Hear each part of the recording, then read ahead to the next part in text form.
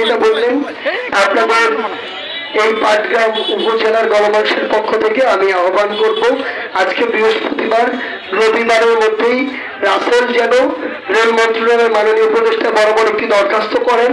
প্রয়োজনে আমি তার সাথে রেল মন্ত্রণালয়ের মাননীয় উপদেষ্টার কাছে যাব, বুড়িমারি এক্সপ্রেস যেন বুড়িমারি পর্যন্ত আসে। বিষয় বলেছেন আপনারা বিএসএফ দ্বারা বাংলাদেশে তাদের নাগরিক কিংবা এজেন্টও হতে পারে, সেটা পুশিং করার কথা বলেছেন।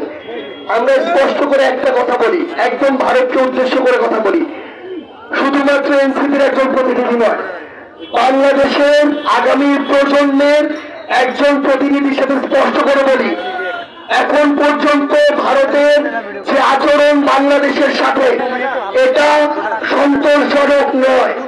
এই আচরণ দিয়ে যদি ভারত মনে করে বাংলাদেশের সাথে প্রতিবেশীর মতো সম্পর্ক তারা পাবে, সেটা তারা কখনো পাবে না। তারা এই 24-এর অভ্যুত্থানের হাজারেরও অধিক খুনের নির্দেশদাতা, লক্ষের অধিক মানুষকে রক্তাক্ত করা হয়েছে যার নির্দেশে, সেই খুনি হাসিনাকে তারা আশ্রয় দিয়েছে। যতদিন পর্যন্ত খুনি হাসিনা ভারতে আশ্রিত থাকবে, বাংলাদেশের মানুষের সাথে ভারতের সম্পর্ক স্বাভাবিক হবে না। সম্পর্ক স্বাভাবিক যদি করতে চায় তাহলে প্রতিবেশীর মতো অতটুকু শ্রদ্ধা এবং সম্মানের সম্পর্ক হতে হবে, সমতার সম্পর্ক হতে হবে। আগের মতো ওই রকম দাসত্বের সম্পর্ক বাংলাদেশের মানুষ আর মানবে না। স্পষ্ট করে আমরা আমাদের যারা আমাদের বিজিবি আছে, আমরা জানি তারা আমাদের অকুতভয় সীমান্ত রক্ষী, তাদেরকে এতদিন ধরে আওয়ামী লীগ এবং হাসিনা জিম্মি করে রেখেছিল, তাদের যতটুকু শক্তিমত্তা সেটুকুও প্রকাশ করতে দেয়নি। তাদেরকে বিএসএফ এর কাছে সবসময় ছোট করে রেখেছিল, কিন্তু আমরা বিশ্বাস করি তাদের সেই সক্ষমতা আছে পৃথিবীর যে কোনো সীমান্তরক্ষী বাহিনীকে টেক্কা দেওয়ার। সক্ষমতা মানে শুধুমাত্র অস্ত্রের সক্ষমতা নয়, কলিজার সক্ষমতা থাকতে হবে।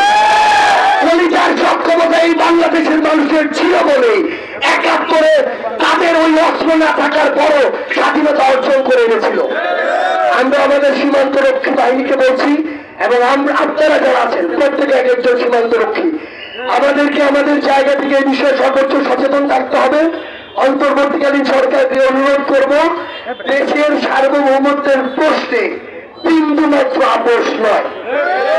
যে কোনো ধরনের পুশিং এজেন্ট পাঠানো, এগুলো আমরা আমাদের দেশের বিরুদ্ধে চক্রান্ত মনে করি। এগুলোর বিরুদ্ধে সরকার, প্রশাসন এবং জনগণের ঐক্যবদ্ধ আমরা একটি প্রচেষ্টা প্রত্যাশা করি।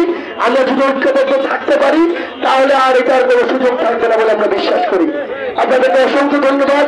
এই রোদে আপনারা অনেক কষ্ট করেছেন। আসসালামু আলাইকুম।